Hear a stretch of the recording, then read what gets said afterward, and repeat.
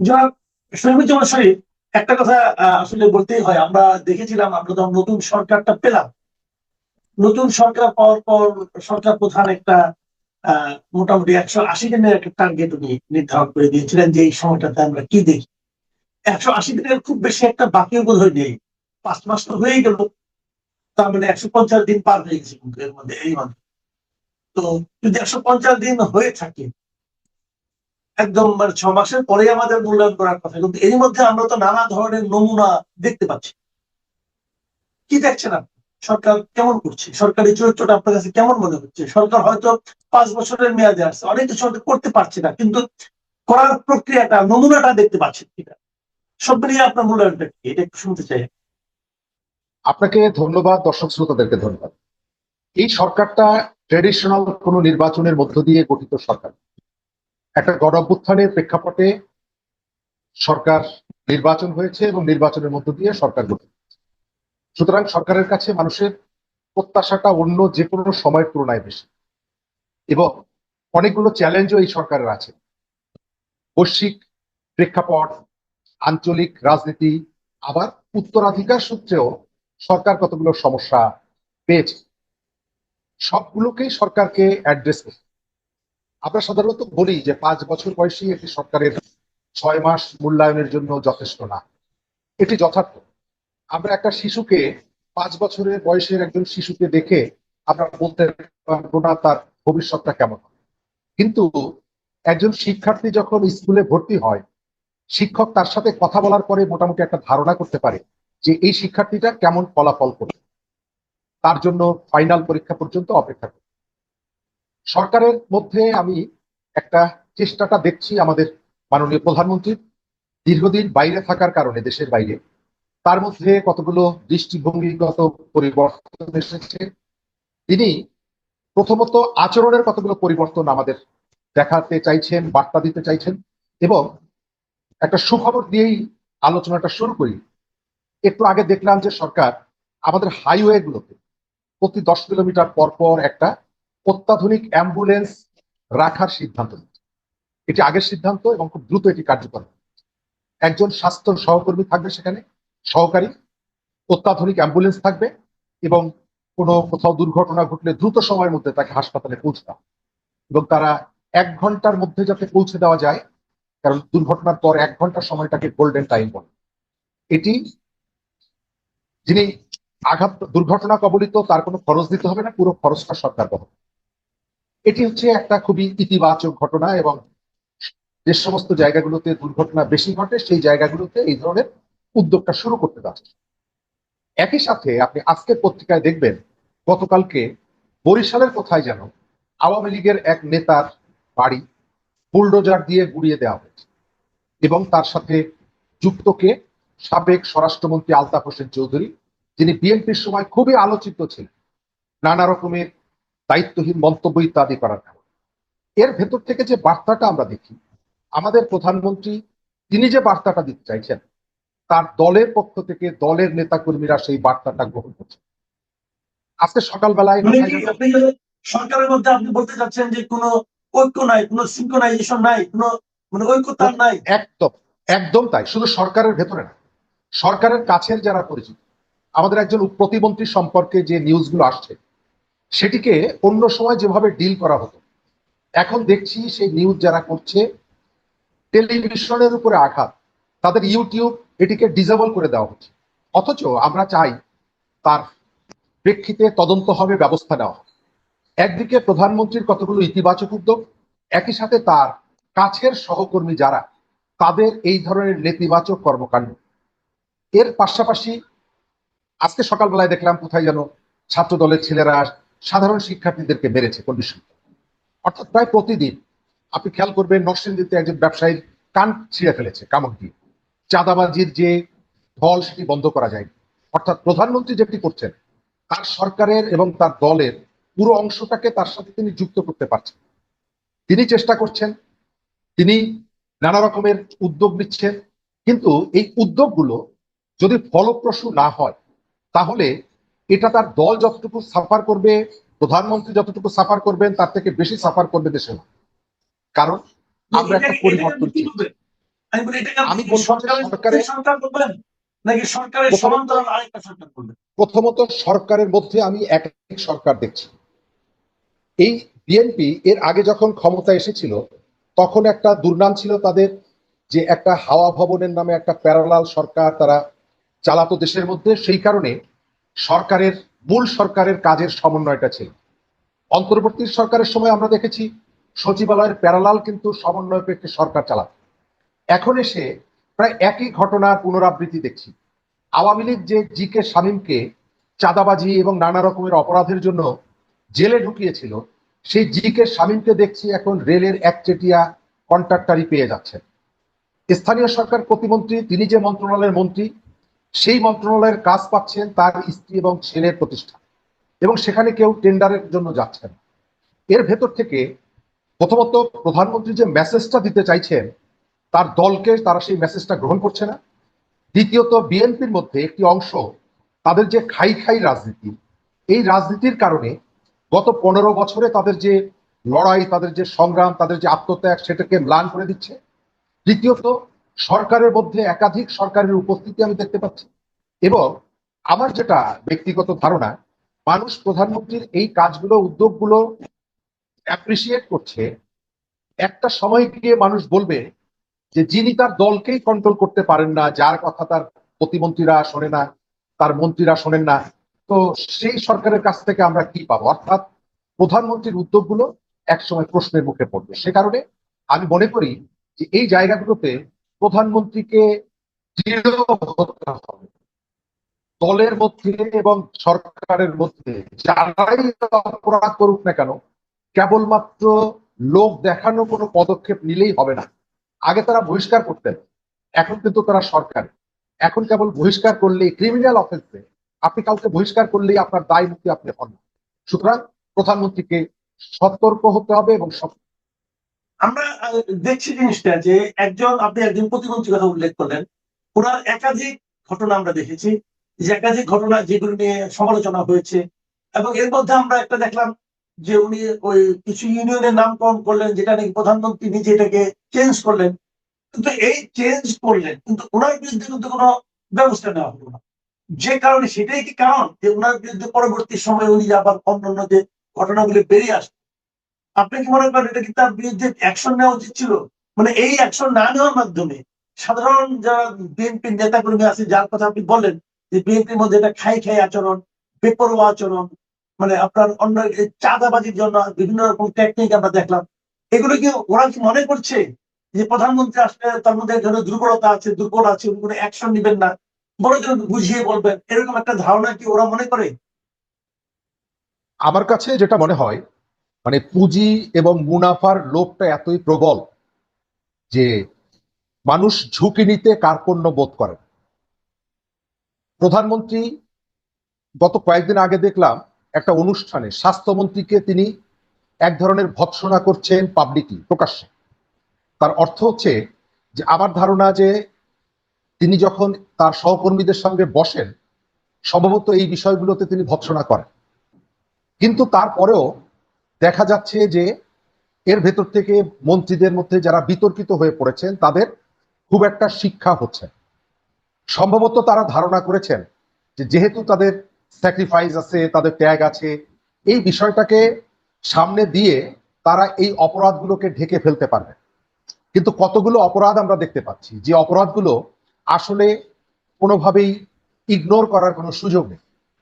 একজন প্রতিমন্ত্রী তিনি প্রভাব বিস্তার করে সরকারের কাজ নিচ্ছেন, এটা নিউজ করার পর কিছুক্ষণ পর সেই নিউজটা মুছে ফেলতে হচ্ছে, সেটি বাদ দিয়ে দিতে হচ্ছে, আবার সেই টেলিভিশনের অনলাইনে সাইবার অ্যাটাক হচ্ছে।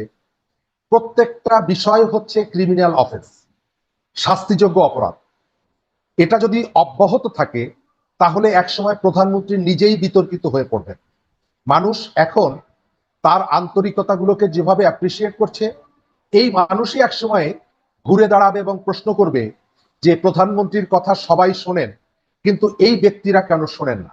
অথবা প্রধানমন্ত্রীর এত শক্তি থাকার পরেও এদের শক্তির উৎসটা কোথায়? তাহলে সম্ভবত উপর থেকে এক ধরনের মেসেজ আমাদেরকে দেওয়া হয়, দেখানো হয়, আর ভেতরে ভেতরে হয়তো অন্য কিছু ঘটে যায়, যে কারণে সরকারের একেবারে চোখের কাছে যারা থাকেন, যাদের প্রতিদিনের কার্যক্রম সম্পর্কে গোয়েন্দারা প্রধানমন্ত্রীর কাছে রিপোর্ট করেন, তাদের এই অপরাধগুলো কিভাবে তারা পার পেয়ে যাচ্ছেন, একটা পর্যায়ে গিয়ে এই ব্যক্তিদের সম্পর্কে মানুষ আর প্রশ্ন করবে না, মানুষ কিন্তু প্রশ্ন করবে প্রধানমন্ত্রীর আন্তরিকতা নিয়ে। আমরা সেই কারণেই প্রধানমন্ত্রীকে অনুরোধ করি এদের ব্যাপারে কঠোর হওয়ার। আচ্ছা, এটা তো কোনো দলের সরকারের অভ্যন্তরীণ বিষয়, বাইরের বিষয়গুলো কেমন দেখছেন? আমরা দুটো প্রসঙ্গ নিয়ে আলোচনা করবো। একটা প্রসঙ্গ হলো যে যারা নাকি স্বীকৃত বিরোধী দল, জামাতে ইসলামী, এনসিপি, এরাই তো তো এরা দেখছি যে সংসদের ভেতরে এবং বাইরে একটা বিষয়ে আন্দোলন করছেন যে এই সরকার জুলাই চেতনার সঙ্গে গাদ্দারি করছে এবং তারা প্রকৃত জুলাই চেতনাকে মানছে না, সংবিধানের সংস্কার করছে না। এই যে এটা নিয়ে তারা আন্দোলন করতে যাচ্ছে, এই বিষয়টাকে সরকার কিভাবে হ্যান্ডেল করছে? ধন্যবাদ। বিরোধী দলের অবশ্যই অধিকার আছে যে কোনো বিষয়ে আন্দোলন, তবে যেহেতু একটা অ্যাক্টিভ পার্লামেন্ট আমরা দেখতে পাচ্ছি, আমাদের প্রথম চাওয়া হলো এই ইস্যুগুলোতে পার্লামেন্টের মধ্যে তারা কথা বলে। কিন্তু খেয়াল করবেন, জনগুরুত্বপূর্ণ ইস্যুগুলো পার্লামেন্টে যথাযথভাবে উপস্থাপন করা হচ্ছে না। তার বিপরীতে যে তথ্যগুলো এখানে আনা হচ্ছে, যে ইস্যুগুলো আনা হচ্ছে, এগুলো এক ধরনের হাস্যরসের সৃষ্টি করছে। আমাদের এখানে পুশিন নিয়ে কথা হয়নি, হামের টিকা নিয়ে কথা হয়নি, এই যে আইন শৃঙ্খলা পরিস্থিতি নিয়ে কথা হচ্ছে না। আর এই বিরোধী দল রাস্তায় গিয়ে বেশ শক্তভাবে সরকারকে আক্রমণ করছে। আমার কাছে মনে হয় যে এই দ্বিমুখী ভূমিকা, এর পেছনে আর একটা রাজনীতি আছে। আমার যেটা ধারণা, বিএনপি এবং জামাত তারা কিন্তু দীর্ঘদিন একসাথে পথ চলেছে, ফিলোসফিক্যাল একটা সংযোগ তাদের মধ্যে আছে। এরা রাস্তা এবং পার্লামেন্টের ভেতরে যে ভূমিকাই পালন করুক না কেন, একটা সময় তারা নিজেদের স্বার্থে এক হয়ে যাবে।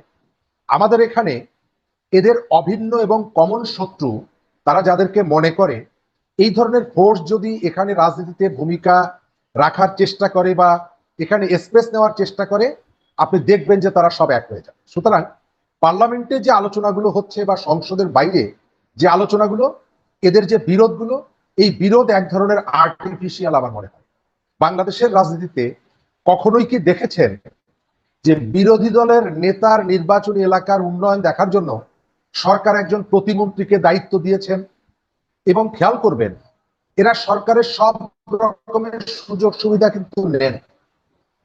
বাজেট অধিবেশনে অনেক জায়গায় সমালোচনা করলেন, বিরোধী দলের এমপিরা বললেন যে এই বাজেট বাস্তবায়নযোগ্য না, কারণ আমাদের টাকা নাই। কিন্তু প্রধানমন্ত্রী যখন বিরোধী দলের প্রত্যেকটা এমপির নির্বাচনী এলাকার জন্য 20 কোটি টাকার থোক বরাদ্দ দিলেন, তখন কিন্তু কোনো এমপি বললেন না যে যেহেতু আমাদের এখানে বাজেট ঘাটতি আছে, এত টাকা সংগ্রহ করার সম্ভাবনা নাই, সুতরাং আপাতত 20 কোটি টাকার দরকার নাই, আপনি এটাকে কমিয়ে দেন। তার অর্থ দাঁড়ায় যে এদের ভেতরে স্বার্থের জায়গায় কোনো বিরোধ নেই, সুযোগ সুবিধার ক্ষেত্রে কেউ কার্পণ্য করে না নিতে। আর এই যে তর্ক বিতর্ক যেগুলো, এটাকে আমার কাছে অনেকটা আর্টিফিশিয়াল মনে হয়। এবং আমাদের এখানে আর একটা ফোর্স আছে, আমি শেষ করে দিব এই জায়গাটায়। একসময় বাংলাদেশে ভারতের মারোয়ারিরা, তাদের একটা একচ্ছত্র যে প্রভাবটা ছিল গত 15 বছরে, এখন তারা বিদায় নিয়েছে, পালিয়েছে। এখন আমেরিকার মারোয়ারি, পাকিস্তানের মারোয়ারি, তুরস্কের মারোয়ারিরা বাংলাদেশের অর্থনীতি, রাজনীতিতে প্রভাব সৃষ্টি করছে। বিরোধটা যদি প্রবল হয়, এই মারোয়ারিরা কিন্তু ভূমিকা রাখবে এই বিরোধটা মীমাংসা করার জন্য। এই যে দলগুলোকে দেখছেন, তাদের কিছু লোকাল এবং ইন্টারন্যাশনাল মুরব্বী আছে, সেই মুরব্বীরা এদের বিরোধকে মিটিয়ে দেবে এবং এক জায়গায় আবার বসিয়ে দেবে। আচ্ছা, আমি এখন আরেকটা কথা বলি যে বিরোধী দল বলতে আরেকটা বিরোধী দল আছে যেটা নাকি আপাতত দৃশ্যমান নয়, আইনগত ভাবে অবৈধ, মানে কর্মকাণ্ড বন্ধতা আছে, আওয়ামী লীগ। সেই আওয়ামী লীগেরও কিছু কিন্তু কর্মকাণ্ড ইদানিং আমরা দেখতে পাচ্ছি। আওয়ামী লীগের বিদেশে থাকা, মানে ভারত থেকে আওয়ামী লীগের সভানেত্রী দেশে ফিরে আসার ঘোষণা দিচ্ছেন, এটা নিয়েও একটা এক ধরনের অস্থিরতা আমি যেন লক্ষ্য করছি। এই বিষয়টাকে সরকার কিভাবে মোকাবেলা করছে অথবা করতে পারবে বলে আপনি মনে করেন? ধন্যবাদ। এটি খুব আলোচিত বিষয় এই সময়কালে। জুলাইয়ের পরে, অভ্যুত্থানের পরে আমরা শুনেছিলাম আওয়ামী লীগ নেই, কিন্তু পরবর্তীকালে আমরা জেনেছি আওয়ামী লীগ আছে। আওয়ামী লীগ কার্যক্রম নিষিদ্ধ, কিন্তু আওয়ামী লীগ আছে। কিভাবে জেনেছি? ভোটের সময় বিএনপি এবং জামাতের বহু নেতাকে আমরা আওয়ামী লীগের কাছে ভোট চাইতে দেখেছি, রাতের বেলায় তাদের দরজার কড়া নাড়াতে দেখেছি, এবং এর ভেতর থেকে আমরা ধারণা করি যে আওয়ামী লীগ আছে। এত বড় একটা রাজনৈতিক দলকে আপনি কেবল অধ্যাদেশ দিয়ে নিষিদ্ধ করে নিশ্চিহ্ন করতে পারবেন না, যেভাবে জামাতকে পারা যায়। সেই আওয়ামী লীগ ফিরে আসার চেষ্টা করছে, রাজনীতিতে সক্রিয় হওয়ার চেষ্টা করছে। আমি প্রথমত মনে করি, আমি আওয়ামী লীগের ওয়েল উইশার না, একজন পর্যবেক্ষক হিসাবে মনে করি, আমাদের এখানে আওয়ামী লীগকে যদি কোনো না কোনো সময় রাজনীতি করতে হয়, তাহলে তাদের দেশে ফিরে আসতে হবে। আওয়ামী লীগের কোনো নেতা, মানুষের স্বাভাবিক তো মৃত্যু হয়, তারা যদি দেশের বাইরে বসে মারা যান, তাহলে এখানে যে আওয়ামী লীগ আছে, যাদের কাছে এই যে বিএনপি এবং জামাত রাতের ভোট চাইতে যান, তাদেরকে সারা জীবন শুনতে হবে যে তোদের নেতারা, তোমাদের নেতারা দেশে ফিরতে পারে নাই, তাদের মরতে হয়েছে বিদেশে, তাদের দাফন হয়েছে বিদেশে। রাজনীতির জন্য এটি সাংঘাতিক একটা নেতিবাচক উপসর্গ আওয়ামী লীগকে ভর করবে। এক। দ্বিতীয় জায়গাটা হচ্ছে, আওয়ামী লীগের বিরুদ্ধে অভিযোগ কি? তাদের অনেকের হাতে রক্ত আছে, তাদের বিরুদ্ধে তাদের কাঁধে লাশের বোঝা আছে। আমি চাই, অথবা আমি না হয়ে আপনি যদি নারায়ণগঞ্জের তকির বাবার কাছে জিজ্ঞেস করেন যে তকিরকে আওয়ামী লীগের লোকজন হত্যা করেছে, তকির বাবা বলবে তকির খুনিদেরকে আমি লাস ভেগাসে ঘুরতে দেখতে চাই না, তকির খুনিদেরকে আমি ওই নায়াগ্রা জলপ্রপাতের সামনে ঘুরতে দেখতে চাই না, আমি চাই তারা দেশে এসে আইনের মুখোমুখি। এখানে যারা ভিকটিম হয়েছে গত 15 বছরে আওয়ামী লীগের হাতে, তারা সবাই চায় তার স্বজনের উপরে সংগঠিত অনাচার, তার বিচারটা আইনত হোক এবং তারা দেশে এসে এটিকে ফেস করবে। কিন্তু এই লাশ নিয়ে যারা রাজনীতি করতে চায়, যাদের স্বজন এই জুলাইয়ে খুনের শিকার হয়নি, গুমের শিকার হয়নি, তারা চায় আওয়ামী লীগ যাতে দূরে থাকে। মানে প্রবণতাটা হচ্ছে তোরা দূরে দূরে থাক, আমরা এখানে আমাদের মতন করে থাকি। শেখ হাসিনা তো বলেনি যে আমি দেশে ফেরার পর আমাকে 5 স্টার হোটেলে রাখতে হবে, কারণ তিনি তো ফাঁসির দণ্ডপ্রাপ্ত। তো তিনি যখন আসার কথা বলেন, আপনি তখন যদি তাকে মনে করিয়ে দেন যে তুমি আসলে কিন্তু তোমাকে অ্যারেস্ট করব, তুমি আসলে কিন্তু আমরা এয়ারপোর্টে গিয়ে লক্ষ মানুষ নিয়ে দাঁড়িয়ে থাকবো। গতকালকে দেখলাম এক নেতা, এক ব্যারিস্টার, ইয়াং ব্যারিস্টার, তিনি বলছেন আমরা বেনাপোলে গিয়ে দাঁড়িয়ে থাকবো। জুলাইয়ের পরে তিনি যতগুলো প্রতিদিন মানে বছরের টকশো করেন, অতগুলো পাবলিকও তার দলে নাই, তারপরে উনি প্রচুর কথা বলেন। তিনি বললেন যে আমরা বেনাপোলে গিয়ে দাঁড়িয়ে থাকবো। এই কথাগুলো বলার উদ্দেশ্য হচ্ছে তুমি দেশে আইসো না, তোমরা দূরে দূরে থাকো। কিন্তু আমি মনে করি যে প্রত্যেকটা অপরাধের বিচারের জন্য অভিযুক্তকে এই দেশে ফিরতে হবে এবং তাদের আইনের মধ্য দিয়ে, কেবলমাত্র সোশ্যাল মিডিয়ায় তাদের নেতাকর্মীরা যে কথাগুলো বলছে এটা আমরা বিশ্বাস করতে চাই না। প্রচুর মামলা নিয়ে বিভিন্ন ধরনের বক্তব্য আছে।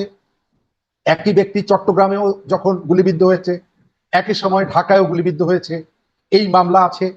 বিদ্যুৎ পৃষ্ঠ হয়ে মারা গেছে, তাকেও জুলাই হত্যাকাণ্ডের মানে শহীদ হিসাবে যুক্ত করে দিয়ে মামলা হয়েছে, মামলা বাণিজ্য হয়েছে। আমরা চাই আওয়ামী লীগের যারা নিরপরাধ কর্মী তারা দেশে এসে স্বাভাবিক জীবনযাপন করবে এবং আওয়ামী লীগ এসে যদি আইনের মুখোমুখি হতে চায়, তাকে আইনের মুখোমুখি হওয়ার সুযোগ দিতে হবে। যদি তাদেরকে দূরে রাখতে চায় কেউ নানা রকমের ভয়ভীতি দেখিয়ে, এবং তারা তাদের যে কৃতকর্ম, এই কৃতকর্মের ফল অবশ্যই তাদেরকে ভোগ করতে হবে। আমার সন্তানকে, আপনার ভাইকে যারা খুন করেছে, এই অভিযোগ যাদের বিরুদ্ধে আছে, আমার টাকা শেয়ার মার্কেট থেকে লুট করেছে, এই দেশের বাজেটের টাকা যারা বিদেশে পাচার করেছে, অভিযোগ আছে, আপনি কেন চান যে সে মুম্বাই শহরে বিলাসবহুল জীবনযাপন করবে? সে দেশে ফিরে এসে আইনের মুখোমুখি হতে চাইলে আপনি কেন তাকে ভয় দেখান যে তুমি আসলে এইটা করবো সেইটা করবো? আপনার তো বলা উচিত যে অবশ্যই তুমি আসো, ওয়েলকাম, তুমি সব ধরনের আইনের সুবিধা পাবা, তুমি আত্মপক্ষ সমর্থন করো। কিন্তু আমি দেখতে পাচ্ছি যারা ভিকটিম তাদের এক ধরনের প্রত্যাশা, আর যারা বেনিফিশিয়ারি তারা চাইছে না আওয়ামী লীগ এসে তাদের অপরাধের জন্য এই ঘটনাগুলোর মুখোমুখি হোক। জি, অনেক ধন্যবাদ, অনেক ধন্যবাদ জনাব শরীফুজ্জামান শরীফ। প্রিয় দর্শক, আজ এ পর্যন্তই। আপনারা ভালো থাকবেন, আবার কথা হবে। আল্লাহ হাফেজ। সালাউদ্দিন শরীফ চৌধুরী, প্রথমে একটু আমরা আলোচনা করতে চাই পাকিস্তানের অন্যতম প্রদেশ বালুচিস্তান, তারা স্বাধীনতা ঘোষণা করেছে নিজেদের, এই বিষয়ে পাকিস্তানের সরকারি পর্যায় থেকে এখনো পর্যন্ত কোনো বক্তব্য পাওয়া যায়নি। এটিকে কেন্দ্র করে ভারত, বাংলাদেশ এই পার্শ্ববর্তী রাষ্ট্রগুলোতে বিশেষ কোনো পরিবর্তন বা বিশেষ কোনো প্রভাব আপনি দেখতে পাচ্ছেন কিনা, পড়বে কিনা? না, এখানে ধন্যবাদ। দেখুন, বালুচিস্তান যে স্বাধীনতা ঘোষণা করেছে, এটা স্বাধীনতা ঘোষণার একটা প্রক্রিয়া আছে। তো সেই প্রক্রিয়াটা এখানে অনুসরণ করা হয়নি। আর বালুচিস্তানের স্বাধীনতা ঘোষণার পর যেটা তাদের প্রত্যাশা হয়তো ছিল যে ভারত তাদেরকে স্বীকৃতি দিবে, ভারত স্বীকৃতি দিবে না। কারণ বালুচিস্তানকে স্বীকৃতি ভারত দিতে গেলে যে পাকিস্তান অধিকৃত কাশ্মীর এবং ভারতের জম্মু কাশ্মীর, হুম, হুম। এরা তখন সম্মিলিতভাবে স্বাধীনতা ঘোষণা করবে। দ্বিতীয় সমস্যা হলো, বালুচিস্তানকে যদি ভারত স্বীকৃতি দিয়ে দেয়, তাহলে এই জন্য এক্ষেত্রে ইরানের একটা আগে থেকেই অবজেকশন আছে। আচ্ছা। এবং ইরানের চারবাহার পোর্ট, এটা বিমান নৌবন্দর, সমুদ্র বন্দর, এটা ভারত ইরানের সঙ্গে আছে। কাজেই এখানে অনেক টেকনিক্যাল সমস্যা আছে। তো এটা বলা যাবে না যে ওরা স্বাধীনতা ঘোষণা করেছে বা স্বাধীনতা পেয়ে গেছে। এই বালুচিস্তানে যে মুক্তি সংগ্রাম, সেটা 71 সাল থেকেই চলছে। এবং আমাদের এখানে 9 মাস যে বর্বরতা পাকিস্তানিরা চালিয়েছে, একই বর্বরতা বালুচিস্তানে এখনো চলছে। অপহরণ, গুম, খুন, ধর্ষণ, হত্যা সবই চলছে।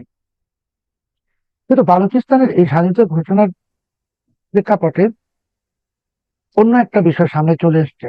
আপনি জানেন যে পাকিস্তানের অভ্যন্তরে খাইবার পাখতুনখোয়া, ওয়াজিরিস্তান, এই সমস্ত জায়গাতেও পাকিস্তানের ভাষায় বিচ্ছিন্নতাবাদী আন্দোলন, কিন্তু আমাদের ভাষায় মুক্তি সংগ্রাম চলছে। তৃতীয় যে সমস্যাটা পাকিস্তানের জন্য একেবারেই সামনে চলে আসছে, সেটা হলো মার্কিন যুক্তরাষ্ট্র বর্তমানে যে ইরানের সাথে দ্বিতীয় দফা যুদ্ধ শুরু করেছে, সেই যুদ্ধে আমেরিকার স্থায়ী মিত্র ইসরায়েল তারা অংশগ্রহণ করছে না। কারণ ডোনাল্ড ট্রাম্প যে শান্তি চুক্তি করেছিলেন ইরানের সাথে পাকিস্তানের মধ্যস্থতায়, সেখানে ইসরায়েলকে বাদ দেওয়া হয়েছিল। কারণ ইরান তো এরই মাঝে আরব দেশগুলো হামলা করছে, জর্ডানে, কুয়েতে, সৌদি আরবে। আর পাকিস্তান সৌদি আরবের কাছ থেকে বিপুল অঙ্কের টাকা নিয়ে এই নিশ্চয়তা দিয়েছিল যে সৌদি ভূমিতে হামলা হলে পাকিস্তান তার যে পারমাণবিক শক্তি, সেটাকেও প্রয়োগ করবে। আপনি জানেন যে দুদিন আগেই বা গতকালকে পাকিস্তানের প্রধানমন্ত্রী শেহবাজ শরীফ এবং সেনাপ্রধান আসিম মনির সৌদি বাদশার সাথে দেখা করেছেন। হুম। এবং তাদের মুখের দিকে যদি তাকিয়ে দেখেন, তারা খুব চিন্তিত এবং বিমর্ষ। কারণ এখন সৌদি আরবকে রক্ষা করতে পাকিস্তানকে অবশ্যই প্রথমত হতেই বিদ্রোহীদের উপর এবং ইরানের উপর হামলা করতে হবে। এর যদি মধ্যে পাকিস্তান সৌদি আরব ইরানের বিরুদ্ধে বিবৃতি দিয়েছে আনুষ্ঠানিকভাবে। জি, যদি সৌদি আরবে তো হামলা হচ্ছে, ইরান হামলা করছে অলরেডি। হুম, হুম। যদি পাকিস্তান এখন ইরানের উপর হামলা না চালায়, তাহলে সৌদি আরবে যে বহু লক্ষ পাকিস্তানি আছে, এদেরকে বহিষ্কার করে দিবে সৌদি আরব। এবং স্থায়ীভাবে সৌদি আরবের সাথে এবং গালফ নেশন বা ওআইসি দেশগুলোর, মানে আরব দেশগুলোর সাথে পাকিস্তানের সম্পর্ক স্থায়ীভাবে নষ্ট করে দেবে। মানে পাকিস্তান তখন বিশ্বাসঘাতক হিসেবে চিহ্নিত হবে। আবার পাকিস্তান যদি ইরানে হামলা করে, তাহলে ইরান পাকিস্তানের ভিতরে হামলা করে পাকিস্তানের সবকিছু তছনছ করে দেবে। এই ক্ষেত্রে পাকিস্তানের যে এখন একটা ভয়ঙ্কর অবস্থা, মানে যেটাকে বাংলায় বলা যায় যে সাম রাখি না কুল কুল রাখি, তারা সৌদি আরবের পক্ষ নিলে তারা ইরানকে হারাবে, আর ইরানের পক্ষ নিলে তারা পুরো মধ্যপ্রাচ্যকে হারাবে এবং আমেরিকাকেও হারাবে। এই অবস্থায় বাংলাদেশে যারা 2024-এর 5 আগস্ট থেকে ভাবছিলেন পাকিস্তান একটি পরাশক্তি, পাকিস্তান তাদের সাথে আছে, তারা হুম, হুম। বাংলাদেশকে পাকিস্তান বানাবেন, এরকম কথা, তাদের জন্য এটা ভীষণ দুঃসংবাদ। এই জন্য দুঃসংবাদ যে এই যে যুদ্ধটা, আপনিও জানেন, আমরা সবাই জানি যে এটা তাড়াতাড়ি শেষ হবে না। এটা অনেক বছর চলবে। ইরানের সাথে যুদ্ধ অনেক বছর, মানে অ্যাটলিস্ট 2 বছর চলবে। 2 বছর যুদ্ধ চালালে পাকিস্তান এমনিতেই অর্থনৈতিক ভাবে তো তারা দেউলিয়া। তো পাকিস্তান তখন একদম তছনছ হয়ে যাবে। এবং যেই কথাটা আপনি শুরুতেই বললেন যে বালুচিস্তানের স্বাধীনতা ঘোষণা, পাকিস্তানে ইরান হামলা শুরু করলে তখন দেখবেন ইরান এই পাকিস্তানের ভিতরে যারা বিচ্ছিন্নতাবাদী গোষ্ঠী, এদেরকে সহযোগিতা করবে। আচ্ছা। ফলে পাকিস্তান আসলে ভেঙে যাচ্ছে, পাকিস্তান ভেঙে যাবে। এটা সৌদি আরবের সঙ্গে অংশগ্রহণ করলেও পাকিস্তান ভাঙবে, আর যদি না করে তাহলে মার্কিন যুক্তরাষ্ট্র স্বয়ং তখন পাকিস্তানের ভেতরে যে বিচ্ছিন্নতাবাদী গোষ্ঠী এদেরকে সহযোগিতা করবে। কাজে পাকিস্তানের একটা বলতে গেলে এখন মরণ সময়, এটা বাংলাদেশে আপনার যারা মানে পয়েন্ট হবে আপাতত বেলুচিস্তান তো ভাঙবেই, যদি এই ধরনের জটিল একটা সমীকরণ দাঁড়ায় বেলুচিস্তান তো ভাঙবেই, মানে বিচ্ছিন্ন হবেই। আর পাশাপাশি অন্য কোনো প্রদেশ বিচ্ছিন্ন হওয়ার সম্ভাবনা আছে নাকি? পাকিস্তান ভাঙবে, আজাদ পাকিস্তানের অধিকৃত কাশ্মীর ভাঙবে। হুম, হুম, পাকিস্তান অধিকৃত কাশ্মীর তখন ভারতের জম্মু কাশ্মীর হিসেবে চলে আসবে। পাকিস্তানের ভিতর খাইবার পাখতুনখোয়া ওটা ভাঙবে। তারপরে আফগানরা, মানে পাকিস্তানের যে আফগানরা, তারা যে ওয়াজিরিস্তান ইত্যাদি, আর পাকিস্তানের এটলিস্ট কমপক্ষে 4টি নতুন দেশের সৃষ্টি হবে। এবং তখন পাকিস্তান বলতে আসলে শুধু পাঞ্জাব রাজ্য, হুম। পাঞ্জাব রাজ্যে পাকিস্তান হবে। তো পাকিস্তান যখন পাঞ্জাব রাজ্যে হবে, আপনি ম্যাপটা যদি দেখেন, তাহলে তখন পাকিস্তান বাংলাদেশের চাইতেও একটা ছোট দেশে পরিণত হবে। এবং হুম। তাদের যে পারমাণবিক শক্তিগুলো, স্থাপনাগুলো, সেগুলো পাঞ্জাবে না, পারমাণবিক স্থাপনাগুলো তাদের হাতছাড়া হয়ে যাবে। তো পাকিস্তানের দিকে তারা তাকিয়ে আছেন ঢাকায়, তাদের জন্য এটা ভয়ঙ্কর দুঃসংবাদ। এবং আপনি দেখবেন যে আগামী 2-3 সপ্তাহের মধ্যে বাংলাদেশে পাকিস্তানের যে অ্যাক্টিভিটিস চলছে আমরা সবাই জানি, সেই অ্যাক্টিভিটিস স্থগিত হয়ে যাবে, বন্ধ হয়ে যাবে।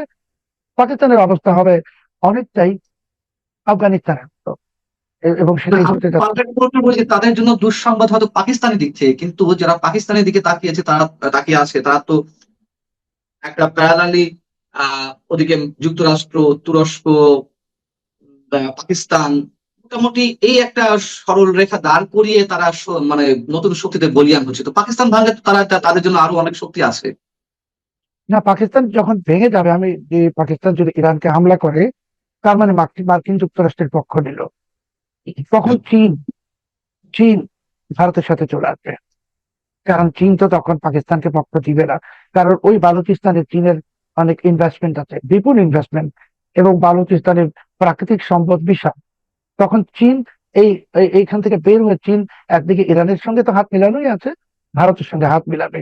কাজে এই যে যারা বাংলাদেশে ভাবছেন যে পাকিস্তান, চীন, তুরস্ক, এই পুরো প্রেক্ষাপটটাই চেঞ্জ হয়ে যাবে আগামী 2 সপ্তাহের মধ্যে। চীন ভারতের সঙ্গে চলে আসবে, হ্যাঁ, আমেরিকা পাকিস্তানের সাথে থাকবে, ইরান তো ভারতের সাথে আছেই। পাশাপাশি তখন পুরো যে বিষয়টা, যে মার্কিন যুক্তরাষ্ট্র কিন্তু এরই মাঝে এই যুদ্ধের কারণে অনেক দুর্বল হয়ে গেছে। এবং যেটা শুরুতে বললাম, যে এখন মার্কিন যুক্তরাষ্ট্রের সাথে ইসরায়েল নেই, মার্কিন যুক্তরাষ্ট্রকে একা যুদ্ধ করতে হবে। তার মানে ওই অঞ্চলে মার্কিন যুক্তরাষ্ট্রের একটা সহযোগী শক্তি, সেটাই পাকিস্তান। যুদ্ধ কিন্তু বি- কিন্তু ভূ রাজনীতি তো ক্ষণে ক্ষণে চেঞ্জ হচ্ছে। ইসরায়েল যে আবার কয়েক ঘন্টার মধ্যে বা কয়েকদিনের মধ্যে যুক্তরাষ্ট্রের সাথে জোট বাঁধবে না এবং একসাথে জোট হয়ে ইরানের উপর হামলা করবে না, তারও কোনো গ্যারান্টি নেই। এবং আপনি বলছিলেন এটা আপনার হিসাবের জায়গা থেকে যে আগামী 2 বছর এই যুদ্ধ চলতে পারে। আহ আমরা যেমন হঠাৎ করে একটা আশা দেখছিলাম যে যুদ্ধ বিরতি হোক বা যুদ্ধ শেষ হোক, সেটি খুব সন্ধিক্ষণে একটা চুক্তি হতে যাচ্ছে, চুক্তি হয়ে যাওয়ার পরেও সেটি কার্যকর হলো না। মানে সবকিছুই মিরাকল ঠিক নয়, মানে আমরা এটি কি বলতে পারি, মানে কোনো সমীকরণ দাঁড় করানো যাচ্ছে না।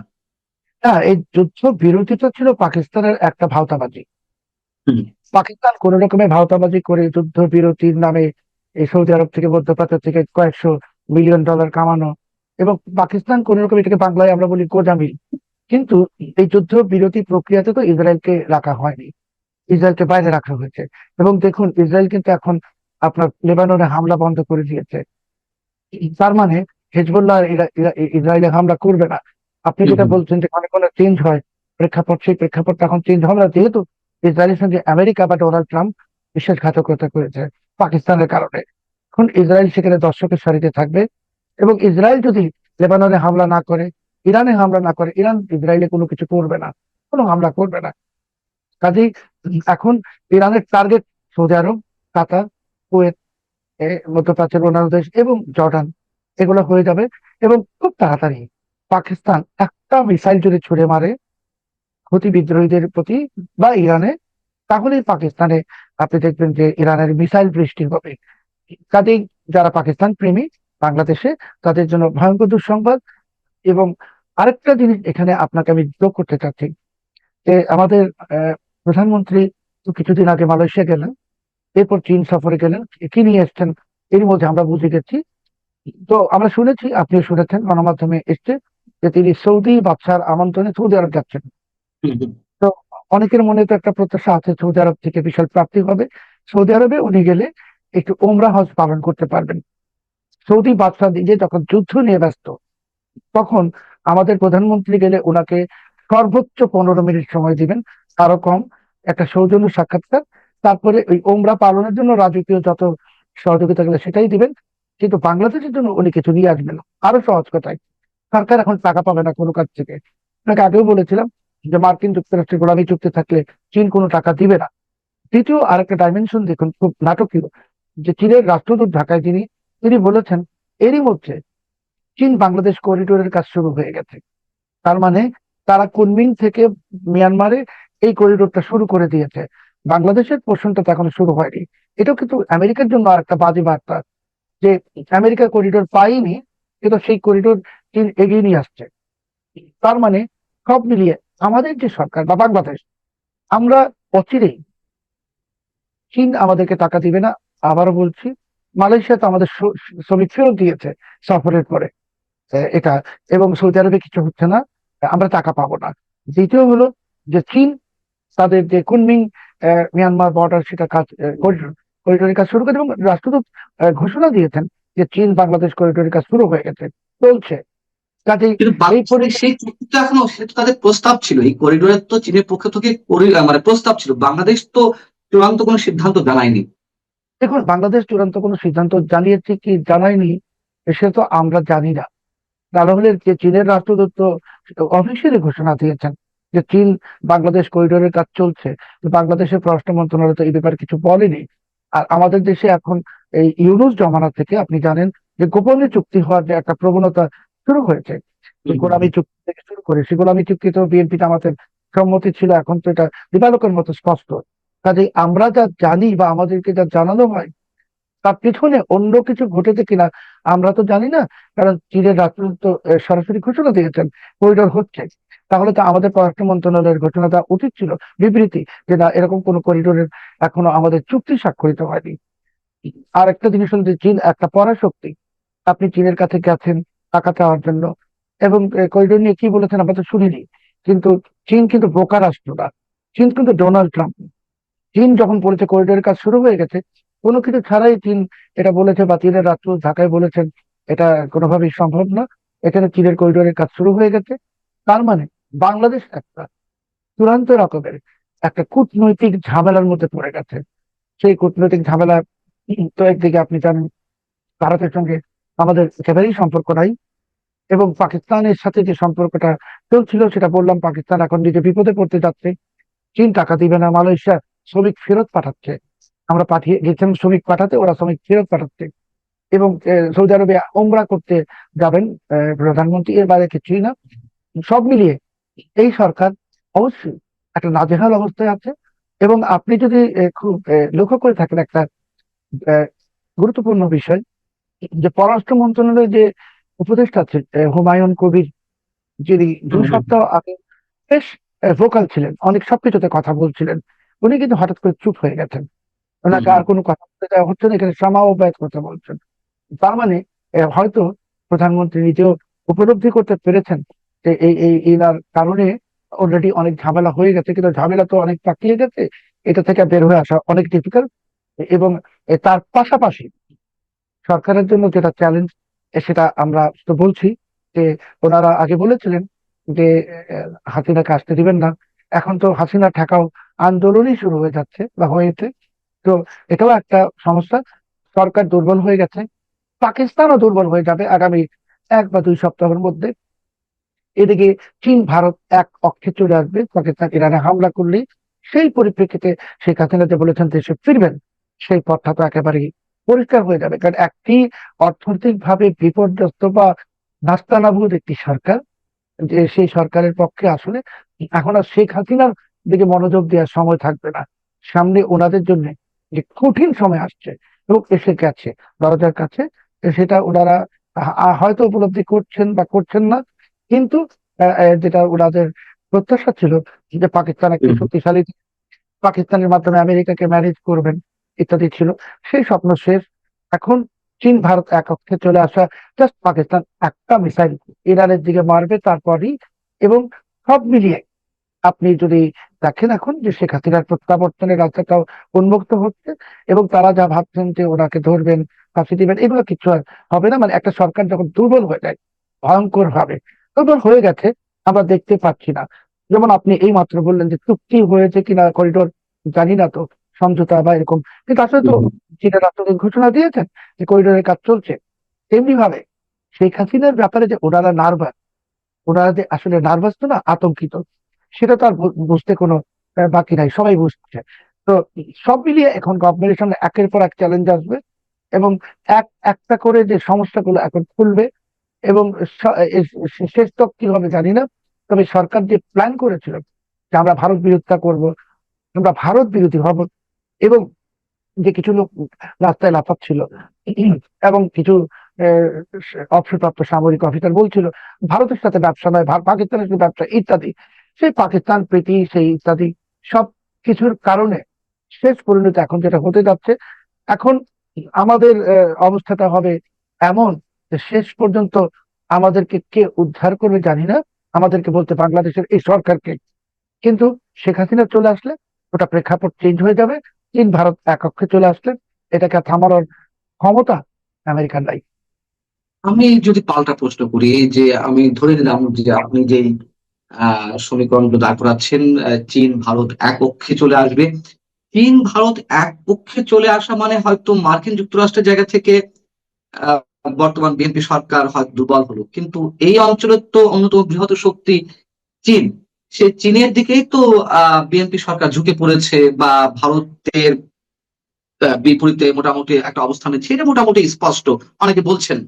তো সেই জায়গায় যদি ভারত চীন এক পক্ষে চলে আসে, তাহলে চীনই তো এই সরকারের জন্য বড় শক্তি। কেন আমরা ধরে নেবো যে সেক্ষেত্রে ভারতের প্রভাবটাই বেশি কাজ করবে, এবং সেজন্য শেখ হাসিনার পথটা বেশি সহজ হবে ফিরে আসার ক্ষেত্রে? দেখুন, চীন ভারত এককক্ষে আসলে তখন তাদের মিউচুয়াল ইন্টারেস্ট, হুম। এমন না যে চীনের পারপাসটাই সার্ভ হবে, মিউচুয়াল ইন্টারেস্ট, দুই দেশের পারপাস সার্ভ হবে। সেখানে বাংলাদেশ কোথায়, বিএনপি কোথায়? চীন তো বলবে না ভারতকে যে বিএনপিকে রক্ষা করো, কখনোই বলবে না। চীন ভারত এককক্ষে যাবে আমেরিকা ঠেকানোর জন্য। আর হুম। বর্তমানে যে সরকারটা বাংলাদেশে বসা আছে সেটা প্রো আমেরিকান, সেটা কিন্তু চীন জানে। যে আপনি যে ট্রেড হুম। এগ্রিমেন্ট বা গোলামি চুক্তি করেছেন, আপনি তো মানে একেবারে চীনের, সরি, মার্কিন যুক্তরাষ্ট্রের স্বাধীনতা দিবস উদযাপন করেছেন আমাদের সংসদের দক্ষিণ প্লাজায়, বাংলাদেশের সংসদে একটা ককাস, আমেরিকান ককাস তৈরি করেছেন, মানে হুম। আমেরিকার পক্ষে লবিস্ট নিয়োগ করেছেন। সব মিলিয়ে হুম। আমরা তো আমাদেরকে মার্কিন যুক্তরাষ্ট্রের দালাল হিসেবে প্রতিষ্ঠিত করে ফেলেছি। আমরা কিন্তু নিরপেক্ষ নই। আপনি যেটা বলছেন চীনের দিকে ঝুঁকবে, ঝোঁকার কোনো সুযোগ নাই, কারণ আমরা নিজেদেরকে খুব উৎসাহী হয়ে মার্কিন যুক্তরাষ্ট্রের দালাল বা গোলাম হিসাবে প্রতিষ্ঠিত করে ফেলেছি।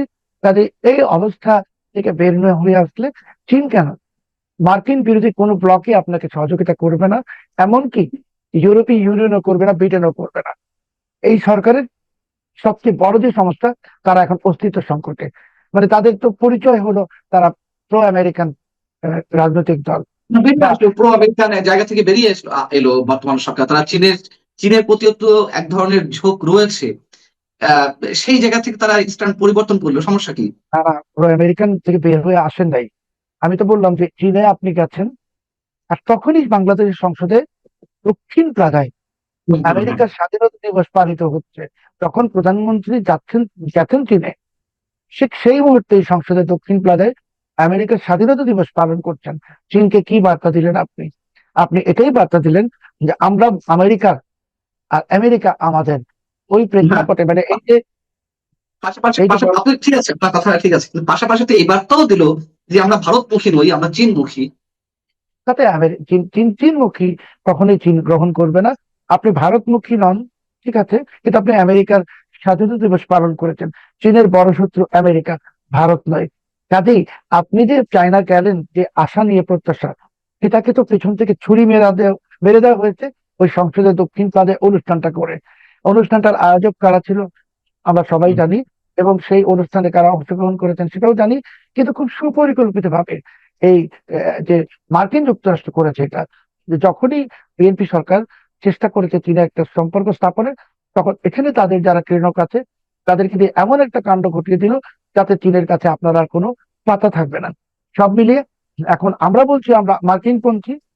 দেখুন, আমরা কিন্তু কখনো আমেরিকার কাছে ইসরায়েলের থেকে বেশি আপন হব না। তো যে ইসরায়েলকে আমেরিকা ইরানের সাথে যুদ্ধ মানে শান্তি চুক্তির সময় ইসরায়েলকে বাদ দিতে পারে তাদের নিজেদের স্বার্থে, সেখানে বাংলাদেশ কি? আমাদেরকে জাস্ট বঙ্গোপসাগরে ছুড়ে ফেলবে। এবং এটা আমরা বুঝতেছি না, আমরা ভাবছি যে আমেরিকা আমাদের বন্ধু, আমাদের থেকে অনেক বড় বন্ধু ইসরায়েল। একটা কথা। দ্বিতীয় প্রশ্ন দেখুন, যে আমাদের যে মানে মহামহিম মোহাম্মদ ইউনূস, উনি কিন্তু 5 মাস ধরে ক্ষমতার বাইরে। আপনি জানেন, উনি ফ্রান্সে গেলেন, হুম। জার্মানিতে গেলেন, নেদারল্যান্ডসে গেলেন, এখন ইতালিতে আছেন। এই মহামহিম মোহাম্মদ ইউনূসকে কিন্তু আমেরিকা ডাকছে না। অথচ ওনার বড় ব্যবসা গ্রামীণ আমেরিকাতে উনি কিন্তু যেতে পারছেন না। কেন যেতে পারছেন না, বা কেন 4,000 কোটি টাকা সেখানে বিনিয়োগ করা যুক্তরাষ্ট্রে না, গ্রামীণ ব্যাংক গ্রামীণ। 4,000, ওটা 4,000 কোটি না, ওটা অনেক বেশি বিনিয়োগ করা আছে। এবং সেটার মাধ্যমে উনি মেক্সিকোতে দক্ষিণ আমেরিকার অনেক দেশে ব্যবসা এক্সপানশন করেছেন। উনি কিন্তু আমেরিকা যাচ্ছেন না, কেন যাচ্ছেন না? আগে তো আপনি দেখুন ট্র্যাক করে, যে মোহাম্মদ ইউনূস আগে প্রতি বছর মানে যত না অন্য দেশে যেতেন তার থেকে বেশি আমেরিকায় যেতেন। বিভিন্ন সভা সমাবেশে ওনাকে আমন্ত্রণ জানানো হতো লেকচার দেওয়ার জন্য, কেউ দিচ্ছে না। কেউ কোথাও ওনাকে লেকচার দিতে ইনভাইট করছে না, এমনকি আমেরিকার বাইরেও না। উনি যেতে যাচ্ছেন, এখন যে যাচ্ছেন ভ্যাটিকানে, যেটা আপনি হুম। দেখেছেন একটি সম্মেলন, এখানেও উনি অনেক নোবেল লরিয়েটদের একজন, কিন্তু আমেরিকায় উনি যাচ্ছেন না। উনি কি যাচ্ছেন না, না যেতে পারছেন না? আমার কাছে তথ্য হলো, ওনার গ্রামীণ আমেরিকার বিরুদ্ধে, যেহেতু এটি হিলারি ক্লিন্টন সংশ্লিষ্ট, গ্রামীণ আমেরিকার বিরুদ্ধে মার্কিন যুক্তরাষ্ট্রের যে আয়কর বিভাগ, তারা তদন্ত করছে প্রায় 8 মাস ধরে। কারণ উনি তো ডোনাল্ড ট্রাম্পের সাথে যে হিলারি ক্লিন্টনের নির্বাচনে উনি বিনিয়োগ করেছিলেন, এটা তো এখন প্রমাণিত। এবং আরো হুম, হুম। অনেক অভিযোগ আছে। আমাদের মহামহিম ইউনূস এখন আর আমেরিকা যেতে পারছেন না, যিনি আমেরিকাকে গোলামি চুক্তি সব চুক্তি করেছেন, তো ওনাকেও বাদ দিয়ে দিয়েছে। আমি আপনার এই মানচিত্রে বলেছিলাম আগে, যে আমেরিকা কাউকে ব্যবহার করার পর টয়লেট পেপারের মধ্যে ছুঁড়ে ফেলে দেয়। আমরা জানি না, তো টিস্যু পেপার এখন বানিয়ে দেয়। যে আমাদের বর্তমান যে সরকার, বিএনপি সরকার, তারেক রহমান সাহেব, উনি ভাবছেন আমেরিকা ওনার সাথে আছে। আমেরিকা কারোর সাথে থাকে না। আমেরিকা তার স্বার্থ সিদ্ধির জন্য যতক্ষণ লাগে ততক্ষণ ব্যবহার করে। আর যদি ভাবেন যে আমেরিকা বন্ধু, খলিলুর রহমান আছে। খলিলুর রহমান কে? খলিলুর রহমান কেউ না। আমি তো বললাম যে ইসরায়েলের মতন একটি পরীক্ষিত এবং স্থায়ী মিত্রকে যদি ডোনাল্ড ট্রাম্প বাদ দিতে পারে, সেখানে বাংলাদেশ কি? সামনে যে সময়টা আসতেছে ভীষণ চ্যালেঞ্জিং। পাকিস্তান দুর্বল হয়ে যাচ্ছে, এবং পাকিস্তান ভাঙবে কি ভাঙবে না সেটা পরের প্রশ্ন। পাকিস্তান আগামী 2 বছর ইরান যুদ্ধ নিয়ে ব্যস্ত থাকবে। বাংলাদেশে যারা পাকিস্তান নিয়ে উচ্ছ্বাসে ছিলেন, তাদের আর উচ্ছ্বসিত হওয়ার কিছু নাই। চীন টাকা দিবে না, চীন করিডোর শুরু করে দিয়েছে। দেখুন, যে এটা কিন্তু আপনি চীনে ঘুরে আসছেন, আপনি আমেরিকার স্বাধীনতা দিবস পালন করেছেন, চীনের রাষ্ট্রদূত ঘোষণা দিয়েছে করিডোরের কাজ চলছে। এটা হলো কূটনীতি। মানে কূটনীতিতে বাংলাদেশকে একটা আরো বিপদে ফেলে দেয়া। এখন বাংলাদেশ আমি যদি বলে না, বাংলাদেশ যদি বলে না আমরা করিডোর দিব না, তাহলেও বিপদ। বাংলাদেশ যদি চুপ করে থাকে, তাহলেও বিপদ। এখন সব মিলিয়ে বাংলাদেশের সামনে শুধু বিপদ আর বিপদ। এই বিপদ থেকে উদ্ধারের আপাতত কোনো পথ নেই।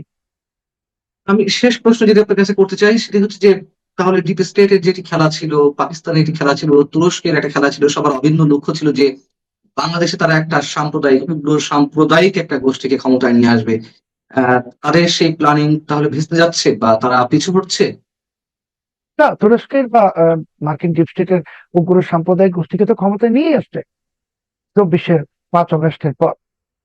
এখন হুম। আমি আপনাকে সেটাও, আমি তো আপনার এখানে বলেছিলাম মানচিত্রে, যে ওই ইউনুসের জমানাতেই বলেছিলাম যে এরপরে মিশর প্লট বাস্তবায়িত হবে। এখন মিশর প্লট বাস্তবায়িত হওয়ার সময় চলছে, আপনি দেখবেন। এবং আবারও বলছি, আপনার অনুষ্ঠানে একজন আব্দুল ফাত্তাহ আল সিসি ক্ষমতায় আসছেন বাংলাদেশে, এবং যারা এখন অতি পাকিস্তান প্রীতি, অতি আম, উগ্রবাদী পথে হাঁটছেন, নাচছেন, স্লোগান দিচ্ছেন, তাদের জন্য খুব ভয়ঙ্কর দুঃসংবাদ একদমই আসন্ন। কারণ আমেরিকা আপনাদেরকে ব্যবহার করা দরকার ছিল করেছে। এখন আমেরিকার অনেক বড় এজেন্ডা, অনেক বড় মাথা ব্যথা ইরান যুদ্ধ, মধ্যপ্রাচ্য, এটা বাদ দিয়ে বাংলাদেশের দিকে এখন তাকানোর সময় নাই।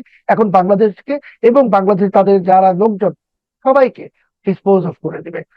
কারণ বাংলাদেশ চ্যাপ্টার ইজ ক্লোজ। এখানে এখন আর কোনো কিছু নতুন করে হবে না। নতুন কিছু আসার দরকার নেই, এটা কোনো প্রত্যাশার প্রয়োজন নেই। এখন আমেরিকা এখানে শেষ রক্ষা হিসেবে মিশরে যেমন আব্দুল ফাতাহ আল সিসিকে বসিয়ে দিয়েছিল, বাংলাদেশও বসাবে। জটিল একটা সমীকরণের মুখোমুখি আমরা। আপনি যে হিসেবটি দিলেন সেটি হয়তো অনেক দিক থেকে বোঝা যাচ্ছে। দেখা যাক আমাদের কপালে কি আছে, ভাগ্যে কি আছে। আপনি ভালো থাকবেন সাংবাদিক সালাউদ্দিন চৌধুরী, আপনার শুভকামনা। দর্শক আপনারা যারা এতক্ষণ শুনছেন, আপনারাও ভালো থাকবেন এবং অবশ্যই আমাদের চোখ কান খোলা রাখার